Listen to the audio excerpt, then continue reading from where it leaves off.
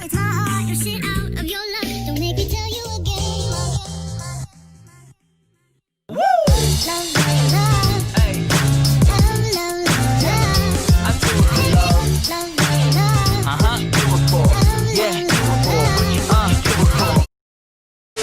guys.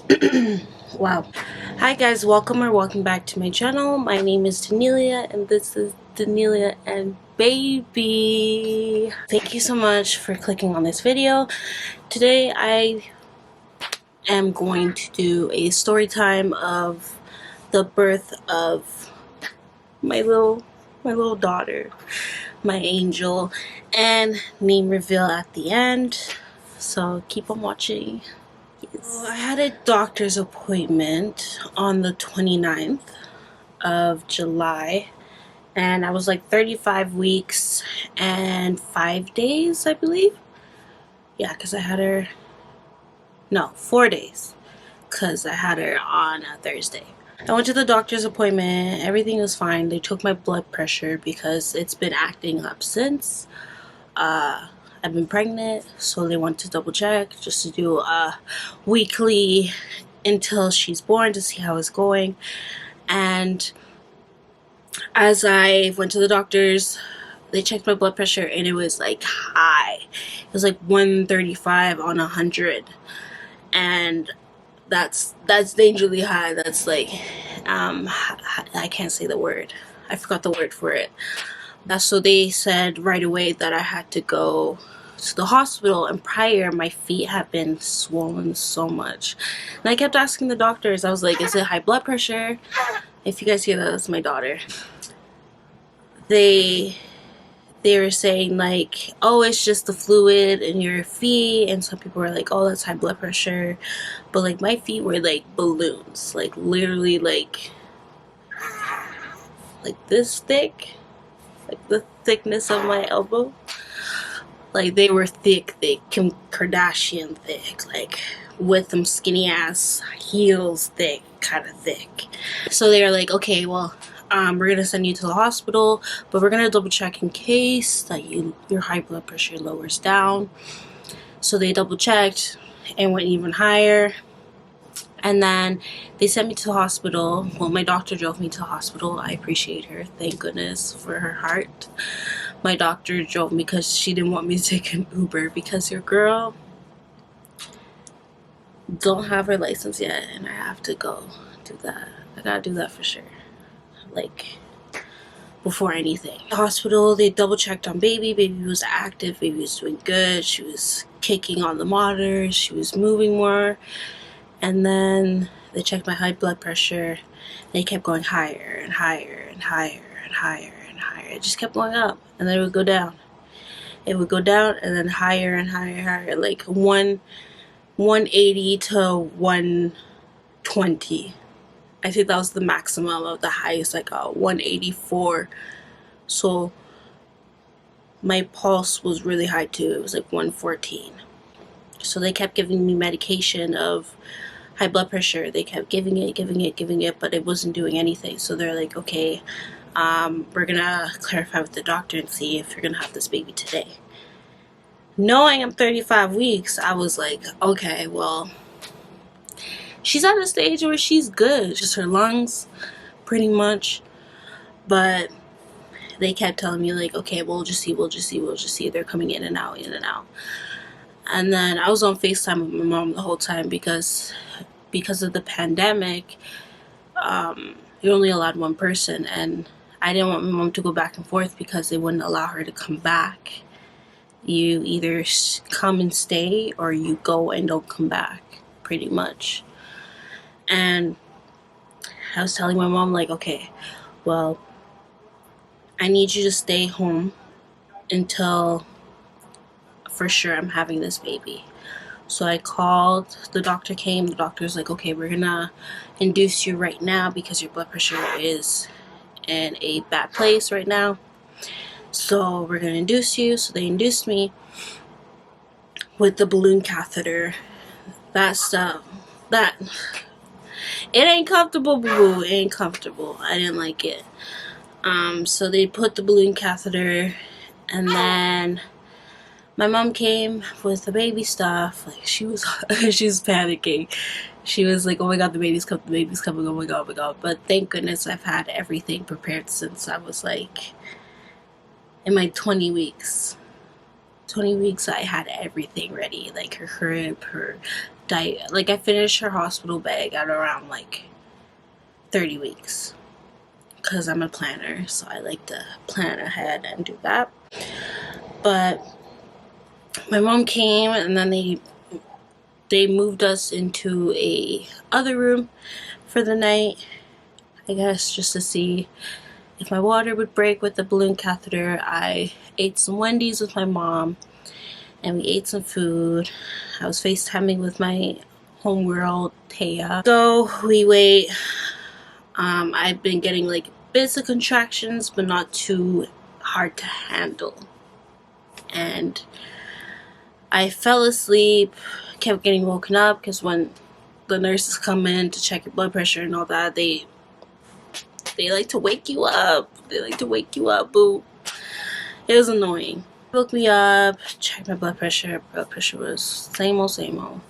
So pretty much I have preeclampsia. Woke up at like 1 in the morning, and like beforehand I really had the urge to pee, but I kept telling myself, because it's really uncomfortable with the balloon catheter, because it's like having a tampon like shoved in the cervix area, and it's just touching the cervix. Like, it just felt like it was going like that on my vagina, and it's uncomfortable. So like, I was like, I'm gonna hold my pee, because this should hurt when I go pee.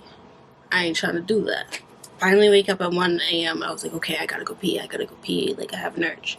Go to the washroom. It comes out. My mucus plug broke, and my water hasn't broken yet. So because it happened so quickly, the balloon catheter got in. So usually it's like 24 hours for the balloon catheter to be, come out.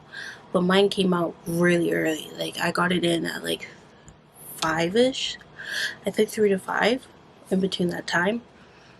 And then it came out at 1 a.m. So process was fast. So I got moved to labor and delivery. And labor and delivery, they decided, okay, we're just gonna wait, see what your body does. We waited, slept in, and then they finally broke my water with the little hook. And it was such a weird feeling. Like, you assume, like, being a first-time mom, you don't really know how everything happens. So you're kind of like, how do I know if my water breaks? How do I know this is gonna happen? Blah, blah, blah. Literally, it just felt like I was paying myself, like, every time I stood up or like moved. It just felt like a little splash. I really thought it was like dramatic as movies. Like, oh my god, my water broke, my pants are wet, and all that. Like, I really thought it was that dramatic, but it's not. It's just gush. Just gushes. Sorry for the TMI. Slowly but surely, contractions started like coming in slowly. They broke my water at 3 a.m. It started like, the way I would explain a contraction feels like, it feels like a period cramp, yes, but it's just like a roller coaster. So it goes like little, then down, and then big, down, little, down. Like, it felt like a roller coaster of just cramping up, cramping down. I was fine with it. I was like, because I was team natural, I was like, I want to do this naturally. I want to have my baby naturally. That was my goal. That was my birth plan. I kept telling them, no drugs, no nothing. And they're like, they kept telling me, like, get the epidural. Like, it's really good because it will bring your blood pressure down. Because that's their only worry, that since my water broke and all that, they didn't want my blood pressure to stay up. So they had backup for C-section in case if my daughter never came. But we waited, my contraction started, so I was like, okay. I told the nurse, I was like, I want to walk around. I think I want to, process the laboring. Like, it's a couple of hours. It's the 30th, or it's the 30th this day, yeah. the daytime, the morning. Yeah. So I was walking around, I walked back and forth, and oh my god, the contractions were getting like bigger and lasting longer. Like when you get those big ones, oh my god, that shit is no game. Girl, I am so proud of myself because I was tough. I don't deal with pain good. My pain tolerance is like, but I kept walking back and forth. I had to take a breather, I had to do the breathing technique. I just went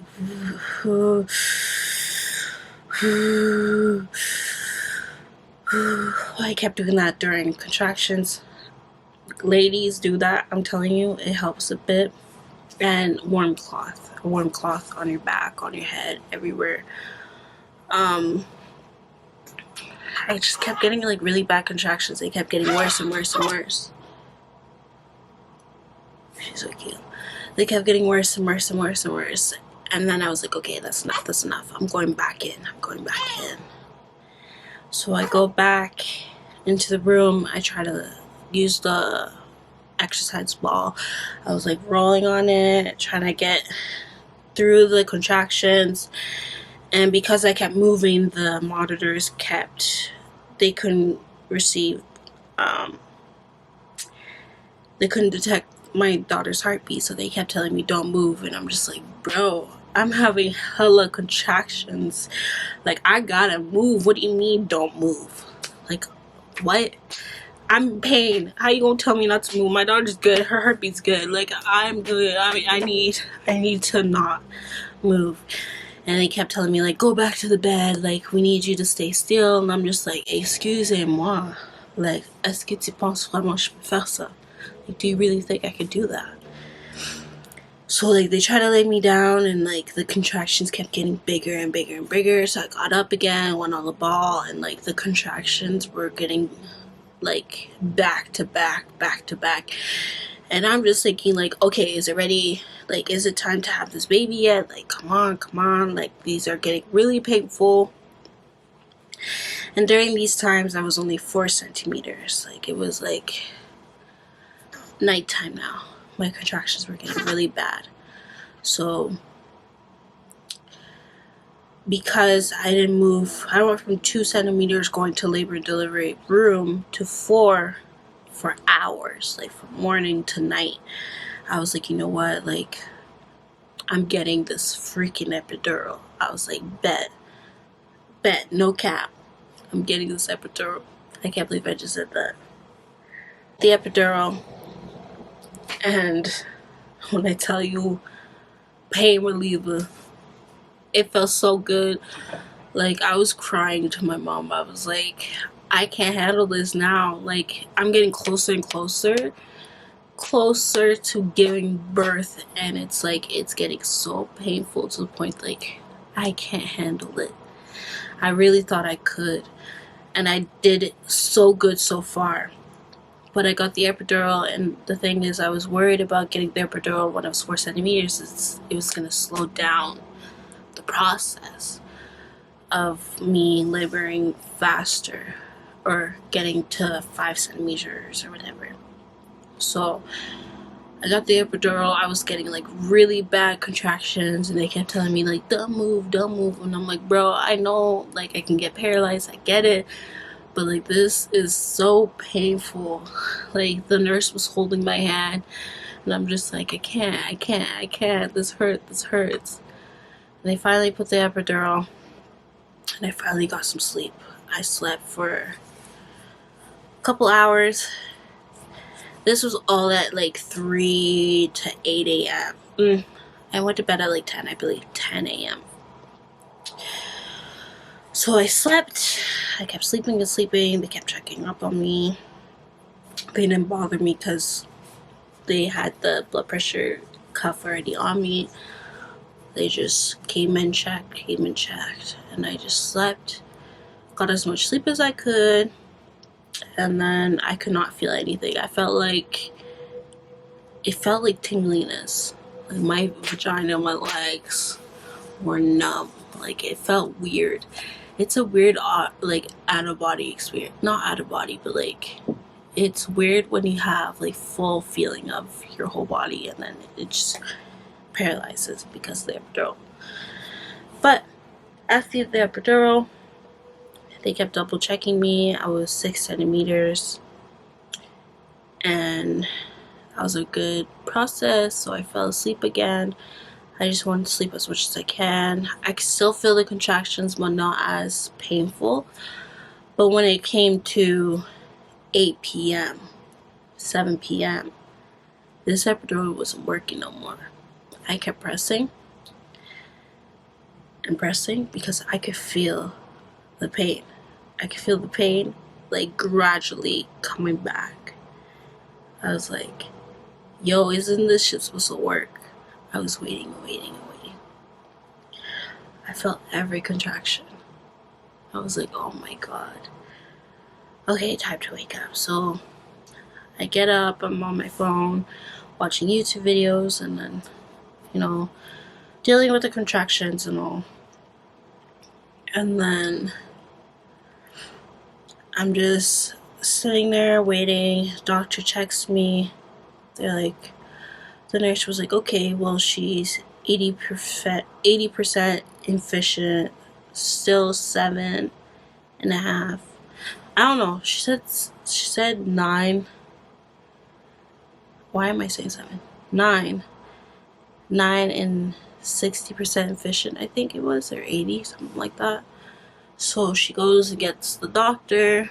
The doctor comes and she like checks me and she's like, okay, you're like really close to 10 centimeters. And the baby's head is close. So we're like, okay. And then out of nowhere, they're like, okay, we're going to have this baby now. It's time to push, practice push.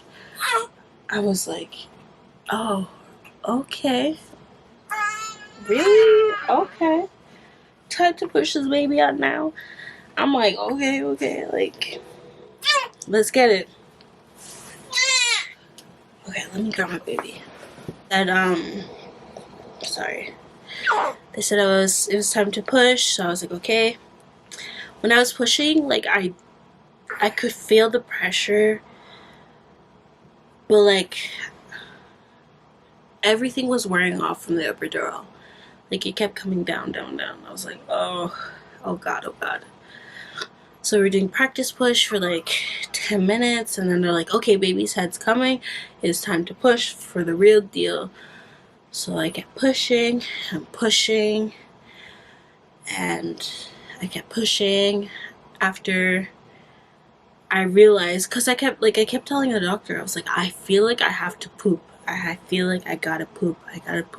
She's like, no, that's the baby's head. Like, it really felt like my ass crack was like opening up, but it wasn't my ass crack. And when I was pushing, I realized, like, okay, that's the pressure of her head. I gotta keep pushing from there. So I kept pushing. It felt like I was pushing from my butt, but I was really pushing from my vagina. And then I pushed for 15 minutes and she came out, and she was 5 pounds and 7 ounces. I was 6 pounds and 12 ounces, I think. Something like that. But she's my little tiny late premature baby. I'm so blessed that I had to have her early. This is the month that she's supposed to be born in. She was supposed to be born on the 28th of August.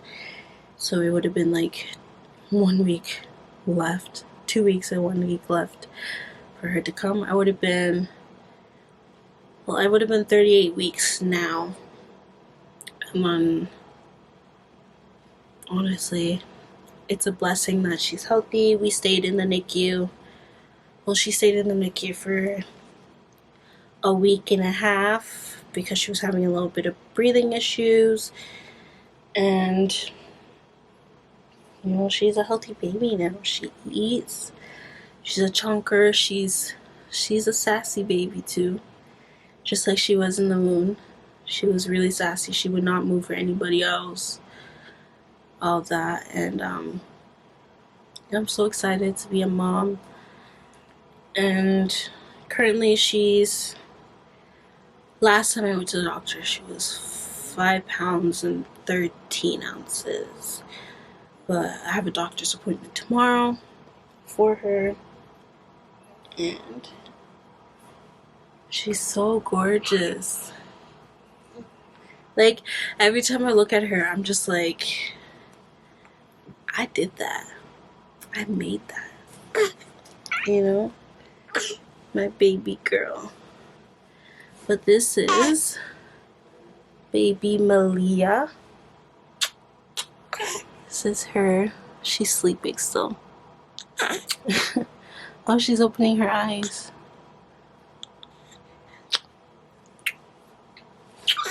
And the meaning of her name is, my sister died in 2018 and her name is Maria. And I wanted to combine my name and my sister's name. Well, a dedication to my sister. Because sadly she couldn't be here when I had my first daughter. But she was always excited for me to have kids. She has a daughter too. So all our names end with Ia. With Ias. So mine's Danelia, her daughter's name, my sister's daughter, Aliyah, my sister Maria, and Malia. And I spell it Meleah. I wanted to do something different. Not just the Mila. Yeah, Malia. That everyone does. I want her to have a different name. But here's my big chunky babies. My little babies. Isn't she adorable? My little babies. My babies. She loves her sleep. Yeah, babies? You love your sleep?